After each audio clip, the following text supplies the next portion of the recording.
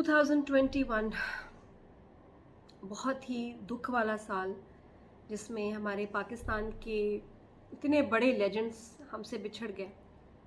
फारूक कैसर की बात करती हूँ, हसीना मोइन, ये तो मेरे मेंटोर्स थे, मेरे उस्ताद थे, जिनसे मैंने इतना कुछ सीखा। जो मैं आज हूँ उनकी वजह से हूँ, बहुत बड़ा उनका कंट्रीब्यूशन है उसमें। एंड देन उमर शरीफ, उमर भाई, ओ माय गॉड, उनका नाम भी लेते हैं ना तो चेहरे पे हंसी आ जाती है। And just few hours ago he passed away. और हम लोग इतने खुश थे कि भाई इलाज हो रहा है उनका, वो जा रहे हैं, वीज़ा आ गया, शुक्र एयर एम्बुलेंस में बैठ गए हैं। मतलब हर पाकिस्तानी जो था दुनिया में कहीं भी हो, वो सो होपफुल एंड हैप्पी कि जी शुक्र है, बस अब सफ़र शुरू हो गया, अब तो ठीक होंगे, अब तो गुड न्यूज़ आनी है। आई वॉज सो श्योर कि जी ये तो इनका जो है ना अब रिकवरी की तरफ इंशाल्लाह इनका सफ़र होगा, एक बार पहुंच जाए, इनको बेस्ट मेडिकल केयर मिलेगी। और वहाँ सारे डॉक्टर्स भी इंतज़ार कर रहे थे, उनका एक टीम।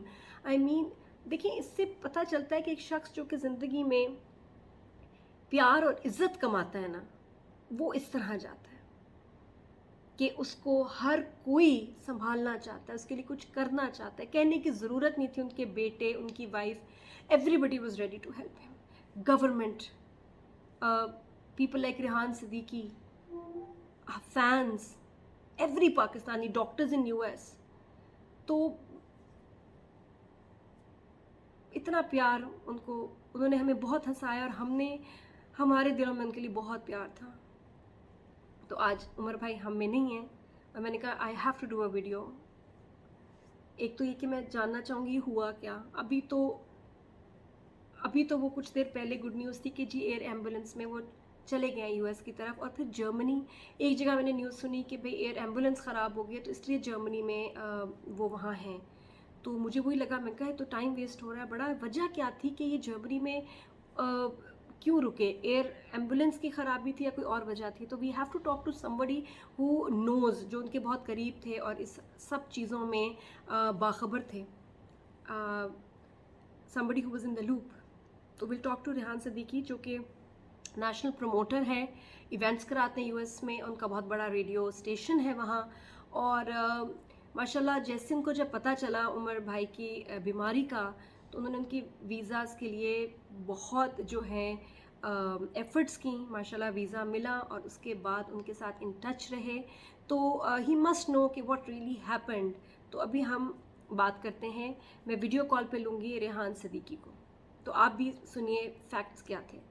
जी अस्सलाम वालेकुम रेहान, बहुत ही शॉकिंग न्यूज़ है, लेकिन व्हाट हैपेंड? उमर भाई तो ठीक होने जा रहे थे, यूएस पहुंचने वाले थे, तो ये जर्मनी में क्यों रुके?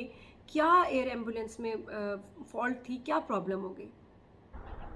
ये हम में से किसी को भी समझ में नहीं आ रहा। जब वो कराची से अमेरिका के लिए रवाना हुए थे, he was supposed to go to Washington DC, मगर रास्ते में उनकी तबीयत ख़राब हो गई। तो जर्मनी में जो हॉस्पिटल है वहाँ पे उनको एडमिट किया गया। एंड उनकी तबीयत बेहतर हो गई थी और उनका इनफैक्ट जो कल डायलिसिस था वो भी सही हुआ था। मगर आज सुबह 9 बजे his heart stop beating and जैसे कि आप सबको मालूम है कि ही पास्ड अवे। और जितने भी डॉक्टर्स हैं जो अपना ने अरेंजमेंट करवाया था अमेरिका में, वो सब पूरी टीम उनका वाशिंगटन डीसी में इंतज़ार कर रही थी। एंड ये कोई कहते हैं ना कि कोई सोच भी नहीं सकता था बिल्कुल। कि ये सब हो सकता है। अभी जरीन जो कि उमर भाई की वाइफ है, उनसे मेरी फ़ोन पर बात हुई है। She is in Germany right now. उनकी हालत बहुत ख़राब है। अब उमर भाई को जर्मनी से वापस कराची लेकर आया जाएगा मंडे को उनको वापस लेकर आएंगे। एंड मेरे पास नादिया कोई अल्फाज नहीं है। अगर आपको याद हो, अभी कुछ दिनों पहले ही हम स्टूडियो में बैठे हुए थे, उनके बारे में बात करें। और उनको पाकिस्तान से अमेरिका लेकर जाने का मकसद ही यही था कि वो बेहतर हो सकें एंड और वो भी आप ये देखें कि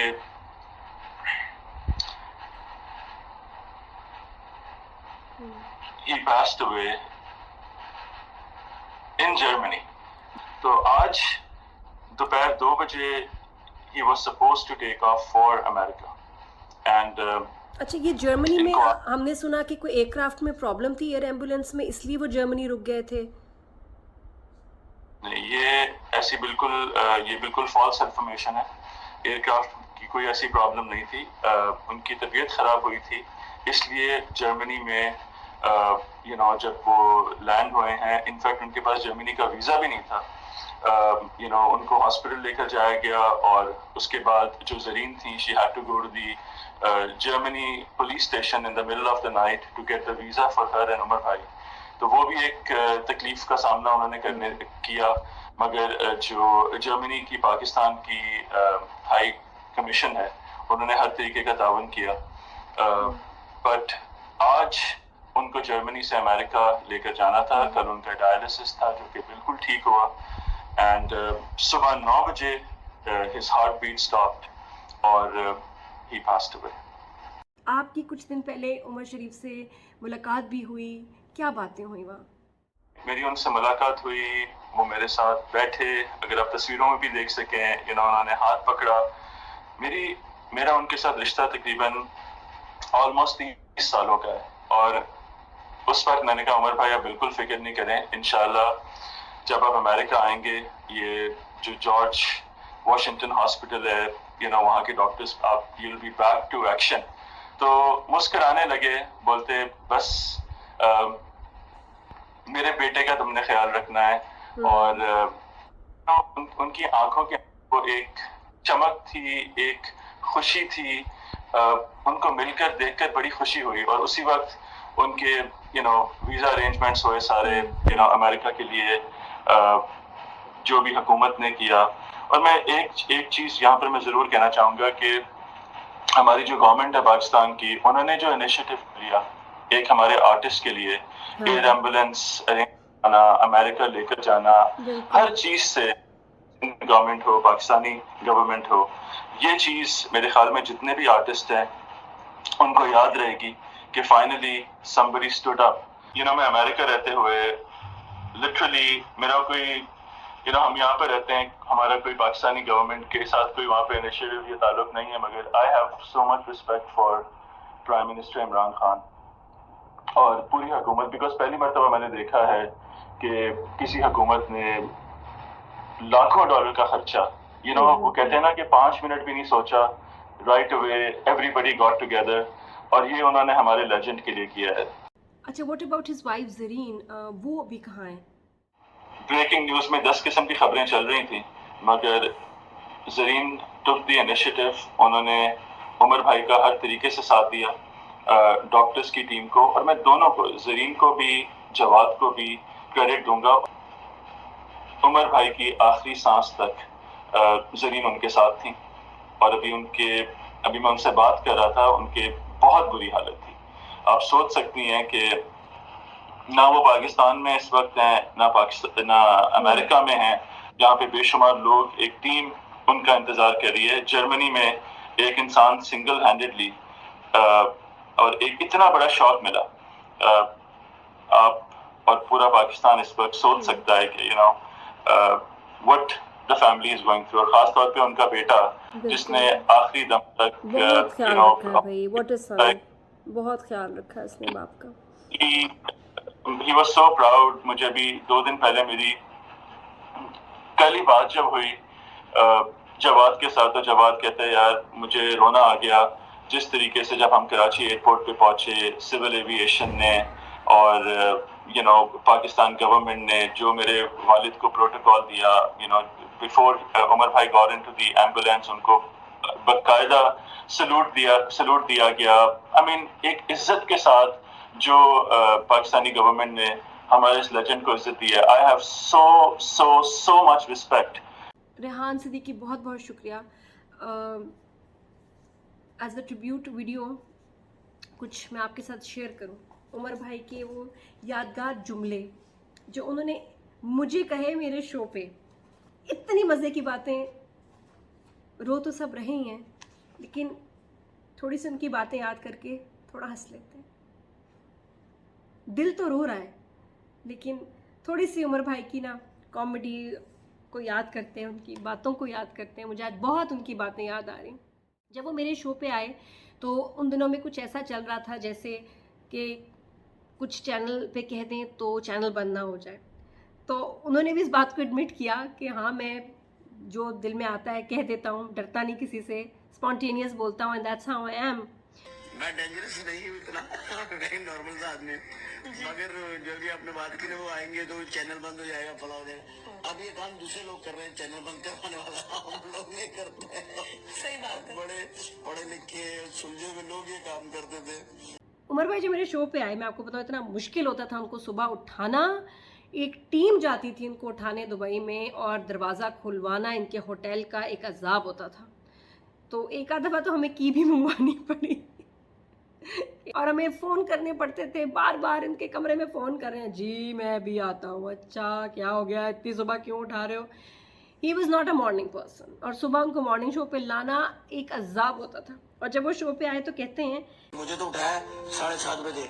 मैंने कहा यार मैंने अखबार फेंकने के लिए जाना, मुझे किस लिए उठाया भाई आपने 7:30 बजे?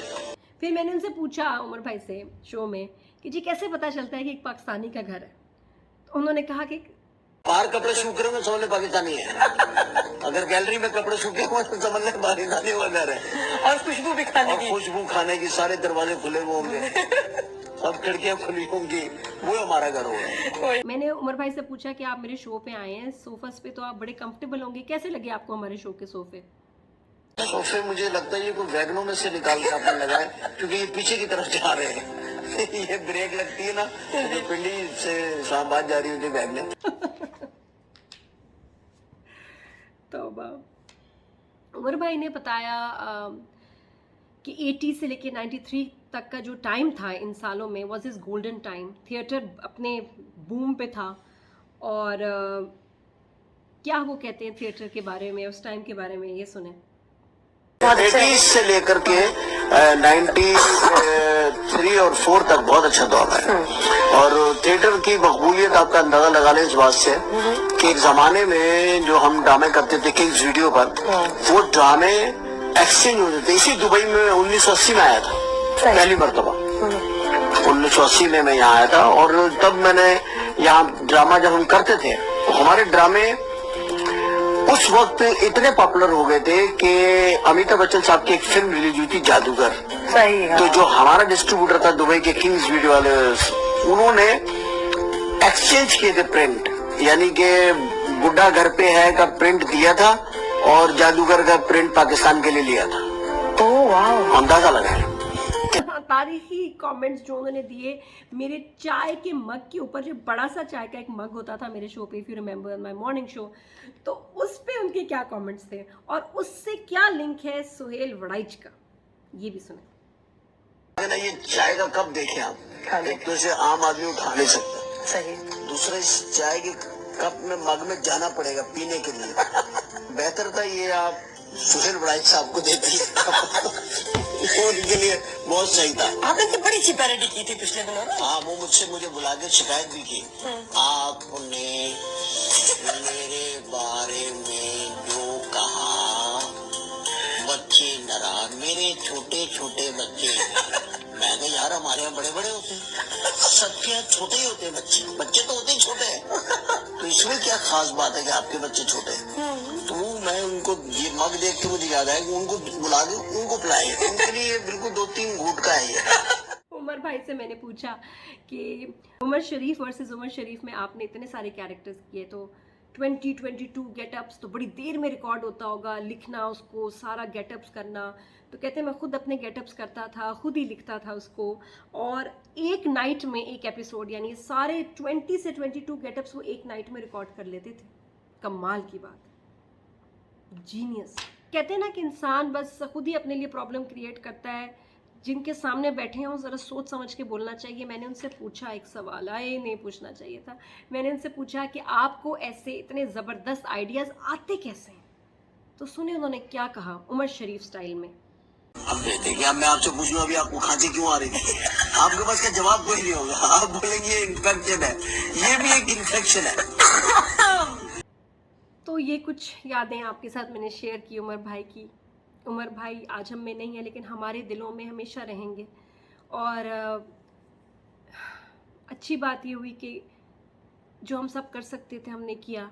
हमने दुआएं की, हुकूमत ने अरेंजमेंट्स किए, उनके फ्रेंड्स ने उनकी हेल्प की, डॉक्टर्स ने यूएस में तैयारी की, सब कुछ सही था। इंसान जो कर सकता है किया। आई थिंक कि हम में से किसी से भी उमर भाई नाराज़ नहीं होंगे कि कोई कसर रहेगी।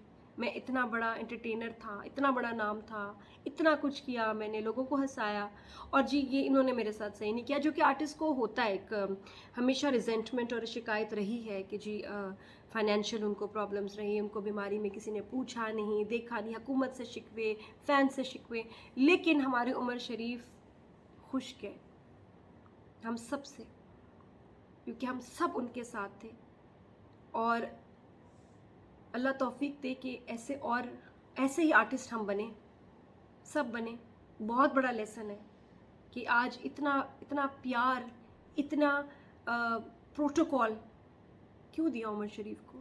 क्योंकि उमर भाई ने हमें सारी ज़िंदगी इतना प्यार दिया, हमें हंसाया और दुनिया भर में हमारा नाम रोशन किया। तो सीखना चाहिए उनकी ज़िंदगी से। एंड मेरा आखिरी सलाम टू उमर भाई। एंड दुआ है कि उनके बेटे जवाद, उनकी वाइफ को, उनकी फैमिली को अल्लाह सब्र दे। आई रिमेंबर जवाद जब मेरे शो पे आए थे इनके साथ, तो उमर भाई ने कहा था कि इसको तो मैं हॉलीवुड भेजूँगा। बहुत प्यार करते थे वो जवाद से, अपने बेटे से बहुत ज़्यादा। और मैं फेसबुक पे कभी पूछती भी रहती थी जवाद से उनकी सेहत के बारे में।